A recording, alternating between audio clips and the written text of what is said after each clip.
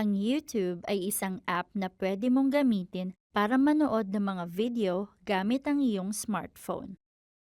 Para rin itong telebisyon, pero ang kaibahan ay ikaw ang pipili ng gusto mong panoorin at kung kailan mo ito gustong panoorin. Maraming klasing video sa YouTube, gaya ng pelikula, music video, sports at marami pang iba. May mga video rin na nagtuturo kung paano gawin ang isang bagay, gaya ng pagluluto ng bagong recipe, pagkukumpuni ng gulong ng bisikleta, o kung paano gamitin ang isang feature sa cellphone. Ang YouTube ay isang video sharing website. Ibig sabihin, pwede kang mag-upload ng video para mapanood ito ng iba. Kung gusto mong manood ng video sa YouTube gamit ang iyong cellphone, hahanapin nito ang video na tugma sa gusto mo.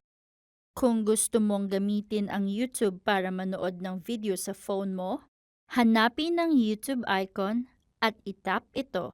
Para maghanap ng video, itap ang icon ng paghahanap sa itaas ng screen. Mag-type ng ilang salita para ilarawan ang video na hinahanap mo. Kung ayaw mong mag-type, itap ang icon ng mikropono sa kanan. Sabihin ang mga salita ng malakas, malinaw at dahan-dahan. Lalabas ang listahan ng mga video. Itap ang isa na gusto mong panoorin. Ang larawang lumalabas sa itaas ng screen mo ay ang video. Magpi-play kaagad ito. Pwede mo itong itap para i-pause ito at pagkatapos ay itap ito para i-play ulit ito. Ang numero sa ibaba ng video ay nagsasabi sa iyo kung ilang beses na itong napanood sa YouTube para masabi mo kung gaano ito kasikat. May mga video na napanood na ng milyon-milyong beses. Maaari mong iparating kung gusto mo o hindi ang video sa pamamagitan ng pag-tap sa thumb icons na like o dislike.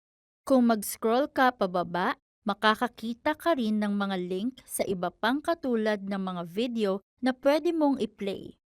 At kung mag-scroll ka pa ibaba, makikita mo ang comments box na maaari mong lagyan ng iyong opinyon tungkol sa video at basahin ang opinyon ng iba. Maraming magagandang video sa YouTube, ngunit marami ring hindi. Kung makikita mo ang isang video na ayon sa iyong opinyon ay hindi kaaya-aya o nakakainsulto, pindutin ang back button ng 2 beses. Ilalabas ka nito mula sa YouTube. Para bumalik, itap ulit ang YouTube icon at mag-type ng iba't ibang salita sa box para sa paghahanap. Kung gumagamit ka ng YouTube sa phone mo, kailangan mong bumili ng data mula sa mobile network provider mo. Gumagamit ng iba't ibang halaga o dami ng data ang ilang partikular na aktibidad sa internet. Pero ang panunood ng mga video ang gumagamit ng pinakamaraming data, kaya maaari itong maging magastos. Nagbibigay ang mobile internet ng walang katapusang kasiyahan at kaalaman. Handa ka na bang subukan ito?